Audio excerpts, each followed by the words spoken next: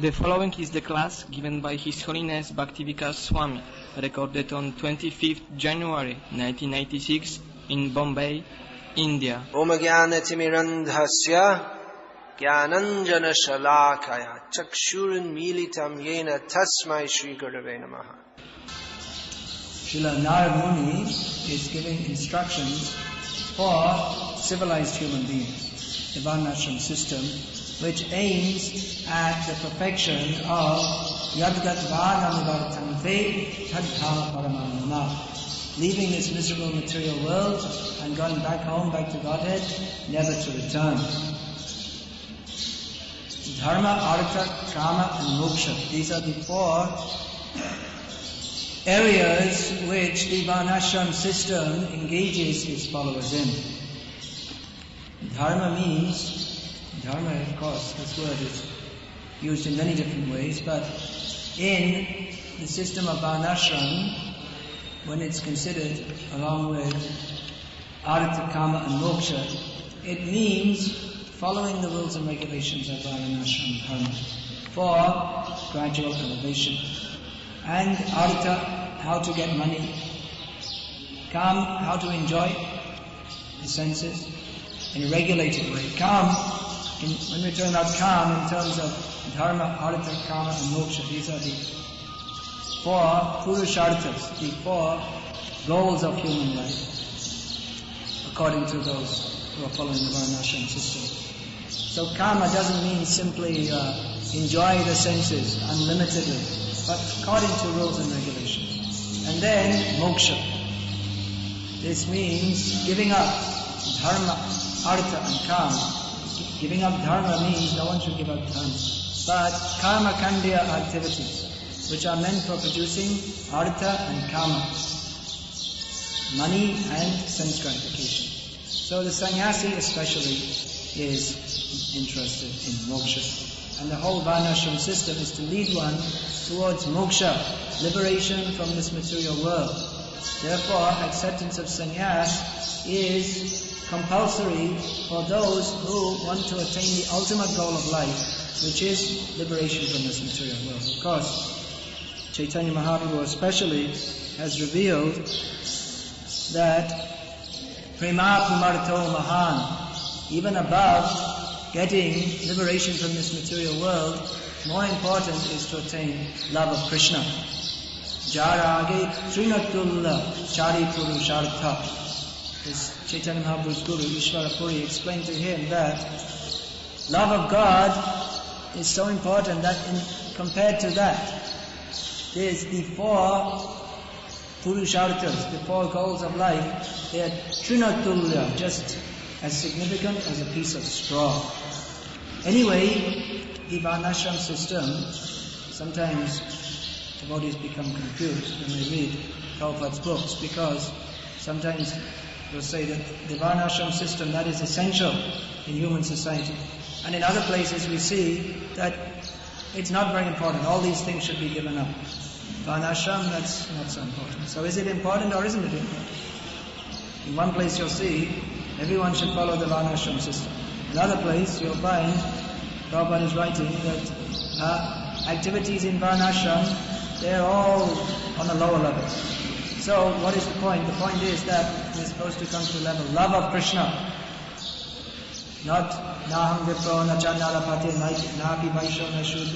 This Chaitanya Mahaprabhu. And not Brahmana, Kshatriya, Vaishya, Shudra, Brahmachari, none of these things. I'm the eternal servant of Krishna. So that is the goal to come to. But it is necessary for almost everybody to accept regulated activities within the Varnashram system to bring them to such a stage where they can come to this point of realizing that everything in this material world, which is conceived of without a relationship to Krishna, if anyone conceives of anything without a relationship to Krishna, it is all useless. Ritartham yat pratiyeta na pratiyeta chatmani, as Lord Krishna says.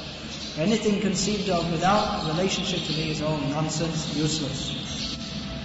So anyway, the Varnashram system is there, and Narad Muni, whose goal is to bring people to pure Krishna consciousness, he is teaching how to live the life of a perfect human being And for this purpose, he is recommending accept sannyas. Just like we see so many different cases. Narad Muni was preaching to the Haryashvas, Shabalashvas, the sons of Daksha. Such nice boys, nice, well-behaved boys, very clean, austere, all good qualities, being trained up how to live a nice materialistic life, be very pious, good Hindus, and in this way increase the population. Narad Muni said, these are very nice young boys, let me make them all into sannyasis. Don't go to the dark hole of family life. There is a hole. He says, when you enter into that, you never come out again. So what is that hole? Griham andhabhupam, the blind well of material life. Prahlad Maharaj, he was saying, talking about the blind well of family life. And where did Prahlad Maharaj get this information from? From Narad Muni. So, he's recommending don't enter into that. Because if you enter in, it's very difficult to come out. Mostly we see whoever goes in, they get stuck. It's very difficult to come out again. Because one becomes bound up by that hridaya granthi. Pungsastriya mithani bhavametam tayoraho hridaya granthi mahu. When this attraction is there, male and female, that is the basic principle. The whole material world is running on this only. Man is attracted to a woman is attracted to a man. This, I was just a few days ago at our center in Vallabh, which is a college town in Gujarat. So there you can see, you just sitting inside the room chanting Hare Krishna, you just look out the window and see all the boys and girls suffering because they're attracted to each other. They're all walking around looking at each other and suffering because of this. They think, what a great pleasure. What a great pleasure it is to see these beautiful young women. But it's not pleasure, it's dushpurena analena cha. It's simply causing a fire to burn in the heart, fire of lust. And they think this is pleasure. But actually it's only frustration. So that attraction is there, very difficult to overcome. Very strong. That is the basis of material existence. So, that attraction is already there, but when a man and a woman unite in sex life, then it becomes like a very strong knot on the heart. The man becomes attached to the woman becomes very deeply attached to the man. We see divorce. People get divorced, but they're always feeling some attachment for the other partner. They can never stop thinking. They always feel hurt, because that strong emotional attachment is there. Therefore, divorce is not allowed in Vedic culture. Sannyas, taking sannyas, that is allowed. That is recommended. But divorce is just whimsical. Oh, I don't like you? Alright, get out the door. I'll bring in someone else. That is not allowed. Everything should be done in a regulated way. So that attachment is very strong.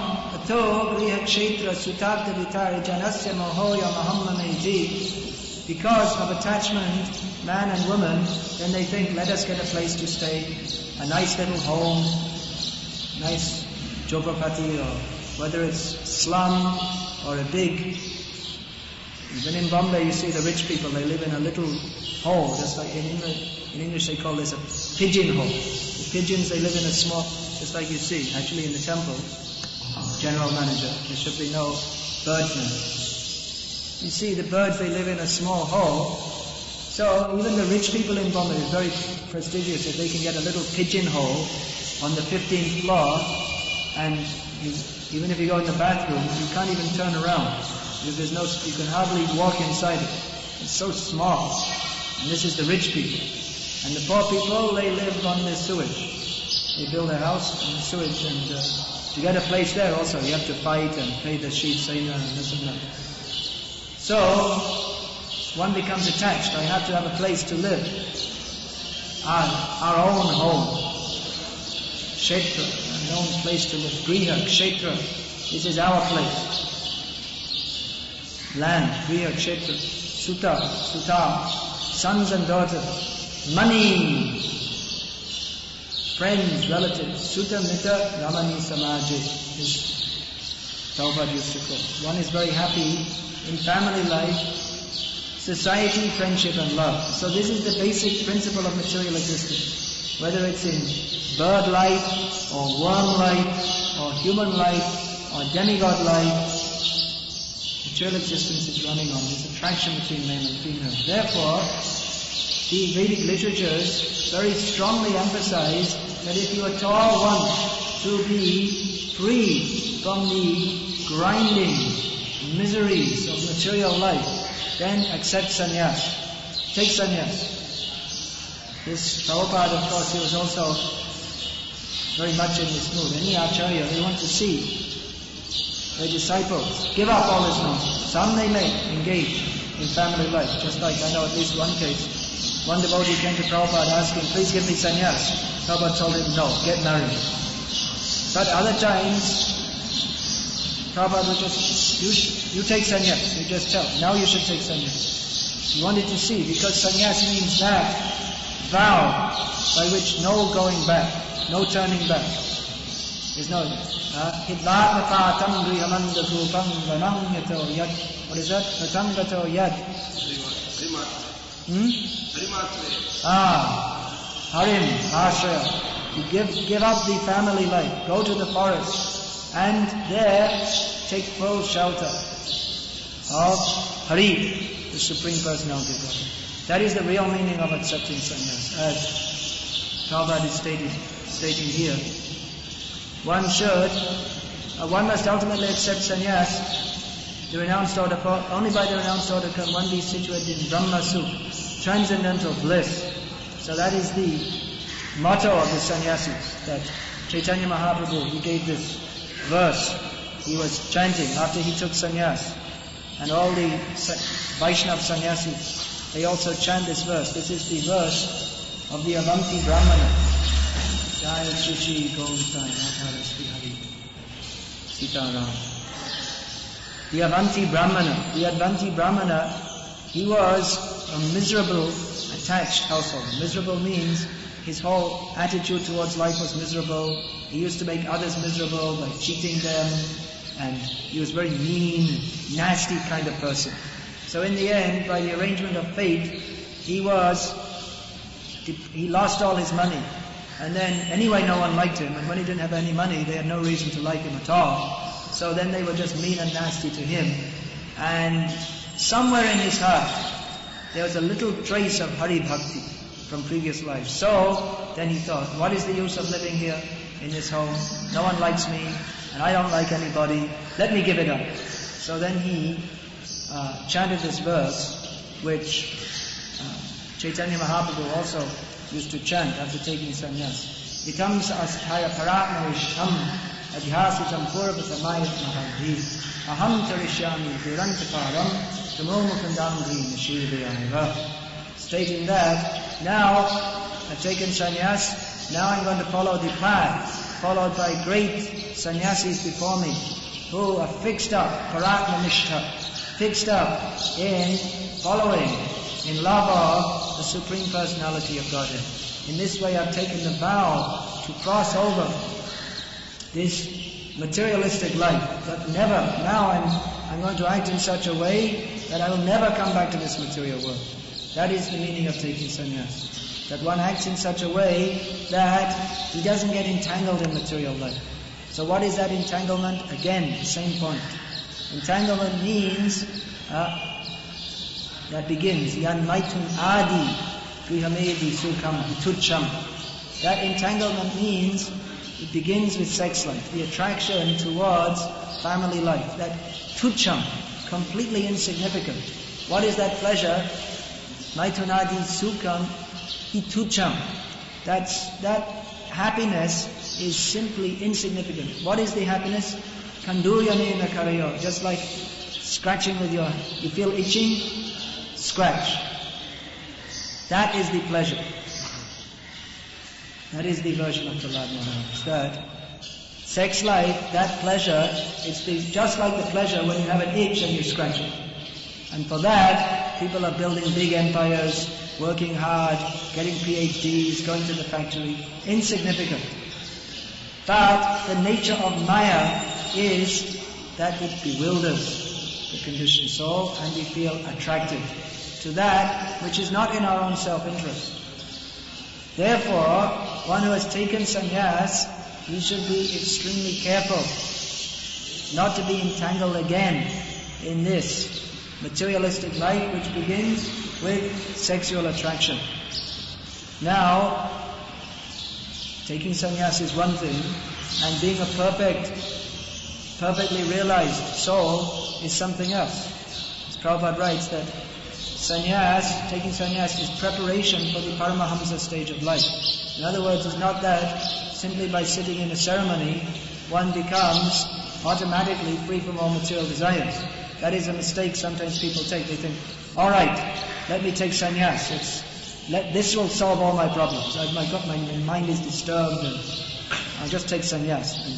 But unless we have a very deep determination to overcome all material desires, if it's not very deep, then stick will be shaking. It will be dangerous. Therefore, as Prabhupada writes in the Bhagavatam, one should at least be, to take sannyas, one should at least be sufficiently enabled to control his involvement in sex life. That means, not simply by taking sannyas that one automatically becomes free from all material desires, but he should be able to, sufficiently competent to control those desires. So how to control? Therefore, this whole section is describing that just like if you have ghee, in the cold season you see ghee, it becomes hard. Or if you keep coconut oil, people use for putting on their head, it becomes solid. So if you want to melt it for putting on your head, what the people do in the village, they take their bath in the river or the well or the pond, so they put the coconut oil, before they take bath, they put it in the sun. It heats up. So, if you don't want the ghee to melt, then you keep it out of the sun. You keep it out of the heat. It's a very simple thing. So the same way, that example is given, that woman is like fire and man is like pot of ghee. So if you put the ghee in the fire, what will happen? It will melt. So in the same way, if man associates with woman, then attraction will be there. Therefore, sannyasis should be extremely strict in associating with women. Actually, the whole Vedic culture, not only sannyasis, even grihastas, is very, very strict in associating with women. Strict means they don't associate. Practically they don't. Even in the family life, there would be separate in the house is built in such a way, there's the man's place to live and the woman's place to live. And the women, they stay in their place, and the men, they stay in their place. And the man, may be out working in the field or whatever he's doing, and the women stay at home, and they do family jobs like cooking, cleaning and all those things, looking after children. And they come out to serve the men, give them their prasad, and even husband, wife, when they're first married, they don't even live together. They're very, very strict. And they don't joke, husband and wife don't joke in front of elders. They're very, very strict. Then what to speak of sannyasis? They're not supposed to associate at all. Association should be zero. That is the strict Vedic standard. Of course, in the modern age, these strict rules of varnashram, no one is following, no one can follow. Even Srila Prabhupada said that at one time. Some sannyasis in our movement were very critical of the grihastas, being too much in the mood of enjoying this material world. So Prabhupada, to counter their overly critical mood, said that in the modern age, no one can follow all the rules and regulations properly in any varna or any ashram. I'm not doing it, Prabhupada said. I can't do it and nor can you. However, that doesn't mean that one should not follow rules and regulations. One should see the situation as much as possible. He should follow. There's also another instance in which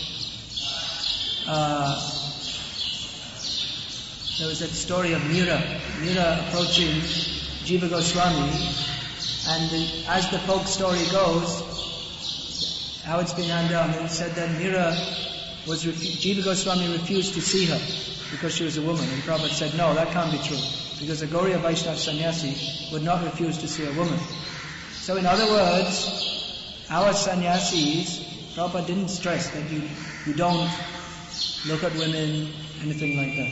Not look, of course you should look, but not that you, just like the Jains, they cover their mouth so they won't breathe in a fly. So we're not recommending that you cover your eyes so that you don't see, because the whole world is now, previously, even now in Muslim countries, you hardly see women on the streets. Previously in India it was like that also. They didn't go outside. I was told that among the Muslims, they used to have a saying, they used to imagine that the Brahmin women must be extremely beautiful. They had some imagination because they never saw them. They had no opportunity to see them. So in their imagination they thought they must be, anyway they may be very beautiful because higher caste, anyway that's not our subject of discussion. So you didn't see. They weren't seen. But the modern age is different. They're everywhere. There's no such thing now that women won't go outside their house. All that they're going to jobs, and even young boys and young girls, which 20 years ago in India, if a young girl unmarried, anyway she wouldn't have the opportunity to do so.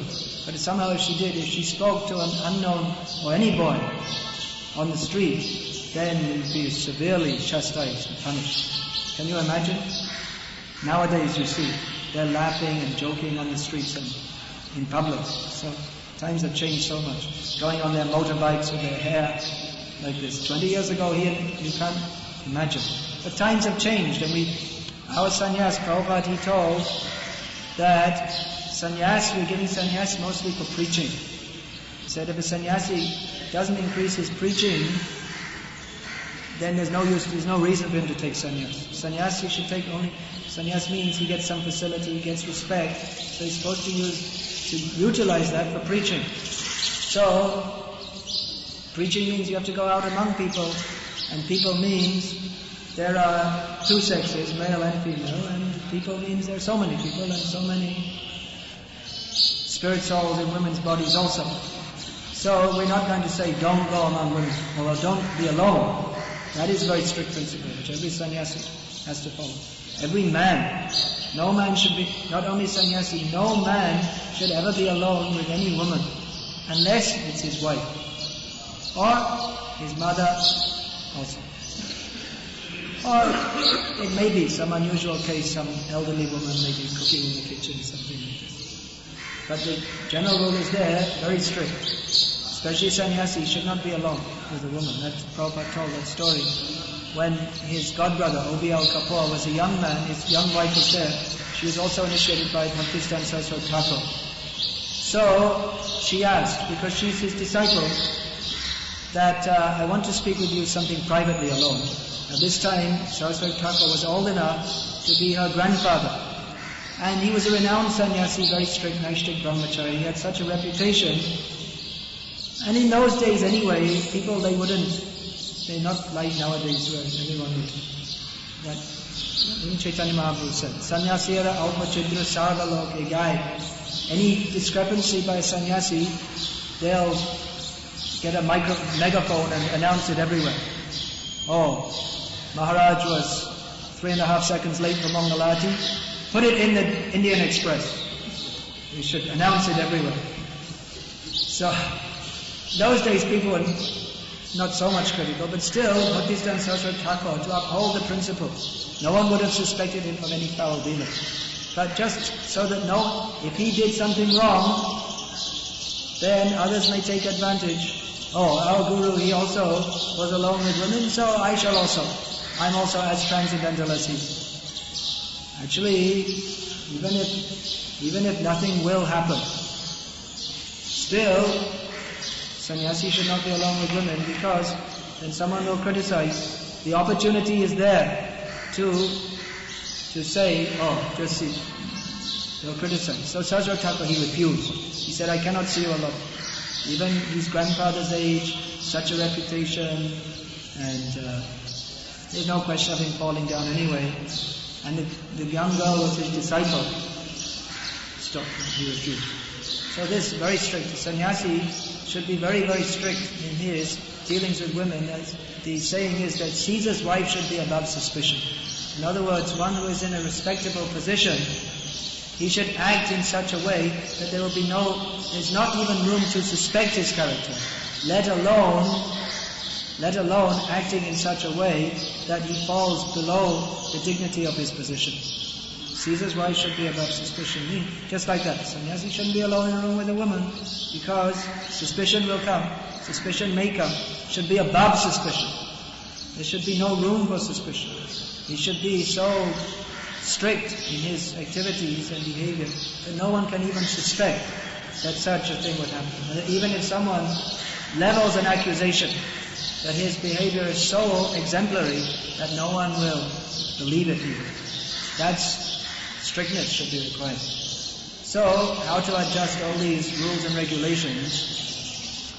Now, no one can follow these all rules and regulations. Brahmachari is so strict, sannyasi is so strict. But still, the principle we should understand. The basic principle, human life is meant for understanding God. Understanding God is possible when one becomes detached from material life. Detachment means principle attachment. Then we have to understand this towards sex life. So we should act. The whole Varnashram system is designed to train us to act in such a way that we can get free from sex life. So for that purpose, one should accept sannyas. One should not remain choked up in hole with material desires for all his life. He should accept sannyas. But he should accept sannyas means not whimsically. One time I heard he was on the sannyas list, and he said, well, I might as well try it and see. Not like that. He tried it and he failed. Because if you try and see, if you say, I try, then just like someone's coming out, there's a whole army and he has a catapult. Oh, I'll try and see if I can fight with him. There's no question. You're going to fail. If you're going to fight, you have to fight in such a way you're going to be successful. So at least you should fight, you should have all your forces, you should be ready to fight. Not that you come out with a catapult to fight the Russian army, then you're going to fail. So, you're going to fight means you have to be prepared. And we know, anyone who is serious to succeed, he can succeed because he has Krishna on his side. Just like the Pandavas, how could they succeed? The whole Kaurava army was much more powerful, and even any one fighter like Bhishma or Drona or even Ashwatthama, any one of them was sufficient to fight with all the demigods and the whole three worlds. So how can Arjuna, who was quite powerful, and nowadays any one Arjuna just looking, he practically doesn't even need his Gandhi, he can destroy the whole world by himself. But in comparison with Drona, Bhishma, he was not a very great fighter, and their army was smaller. But Jayatam Pandu Putranam Yasmin Pakshe Janardana. Victory for the Pandavas was certain because Krishna was on their side. So one who takes sannyas, he takes Paratmanisham. He is confident that I have Krishna with me. Therefore, in this very difficult material life, which is very difficult to conquer, I must be successful because Krishna is with me. One who has got that faith and who is prepared to act on that faith by following all the principles of sannyas life very strictly, then he should take sannyas, he must take sannyas. Otherwise, if one is not prepared, if one is still thinking, just like a sannyasi, he may go to a rich man's house on invitation for preaching, and if he thinks, what did I do? I should have also enjoyed so nicely. If he enters someone's home and he thinks this is very nice, instead of thinking this is abominable, entanglement, these people are suffering, I have come here, I have to speak on behalf of Krishna to help to enlighten these people. If he's thinking like that, then he should take sannyas. If he's thinking, I should have also enjoyed. If he's still thinking there's any enjoyment there, then he shouldn't take sannyas. These are some guidelines for the renounced order of life.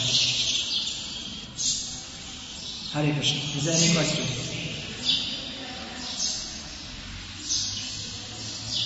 Maharaj, any comment? Actually, one other thing I should say, important point, often you see, it's like that, sannyasi is very much criticized if he does something a little bit wrong, which is not surprising because he takes a very high position, he has to take a high position to instruct others. Someone has to lead others in spiritual life. And as in every sphere of activity, leadership is required.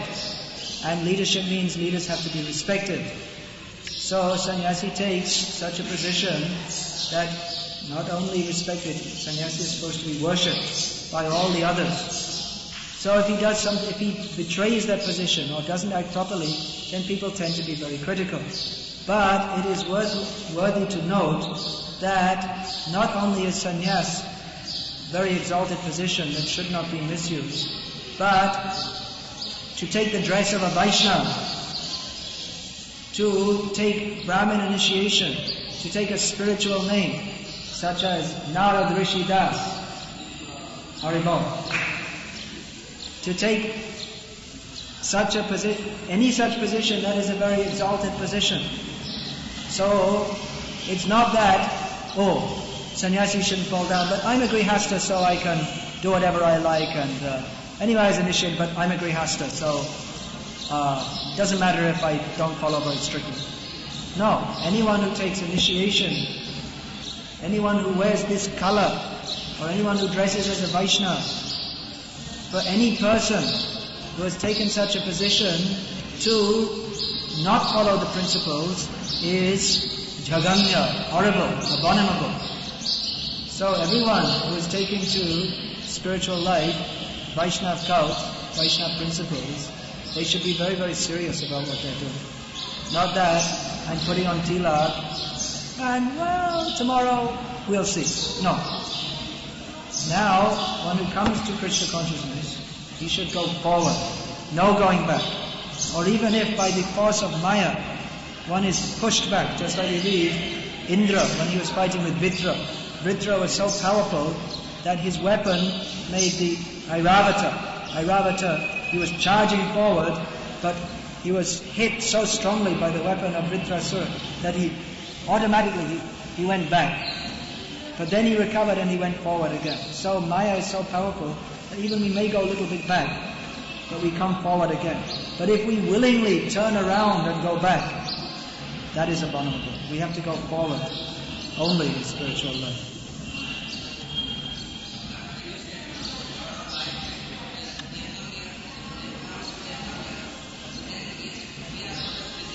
I can't hear anything because of this stupid brass band they have out here. Why don't you come here? Come and follow me. You have to speak loudly. Yes. You said we have to for renounce sort of life we have to follow. So when we joined this movement, we thought that we will renounce and we will do some bhakti. But sometimes we are engaging some services, whole day we are busy, we cannot attend the programs and stuff. Well, service to Krishna, that's also bhakti. It's not outside of bhakti. But certainly the hearing and chanting is the basis of devotional life. And if we don't do hearing and chanting regularly, sufficiently, then we may forget why we are doing what we are doing. So if you're overloaded with service on a regular basis, that you don't have time to hear and chant, if that's actually the case, of course many times I see devotees tell me I have too much service. But then you see they have time to hear and chant, but they don't. They stand around and talk all rubbish or they sleep too much. But if it is actually the case, then you should see your spiritual authorities to adjust your life so that you do have sufficient time to hear and chant.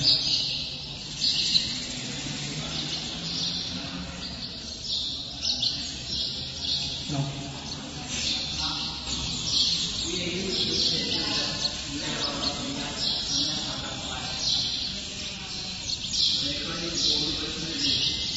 Which statement? I make so many statements.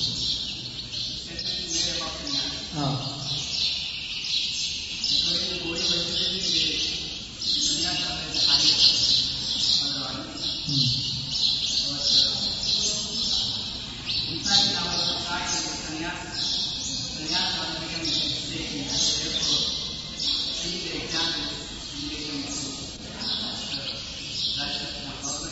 So,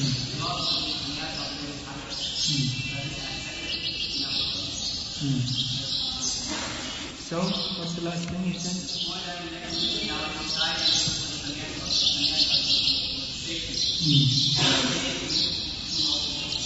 Yes, Narad Rishi Prabhu is making the point that it's accepted that sannyasa is the highest order of life, but within our society, because there have been several examples of sannyasis who have not kept to their vows, therefore the faith has become shaky. That's the point I'm making. Alright, so the point is made, but that doesn't mean that therefore the whole thing should be abandoned. Yeah. The faith may be shaky means that Prabhupada himself in the last phase of his manifest presence in the GBC now is also very strict about giving sannyas. So, as Prabhupada writes in the Gita purport, there may be an accident even on the royal road. So then we should help sannyasis if we see there's any difficulty. Of course, it may not be your position, sannyasi, but others. If it's seen that someone in the sannyasa order of life is going through a difficult period, then something should be said. That applies to all devotees. If we see any devotee having some difficulty, then he should be helped, not condemned.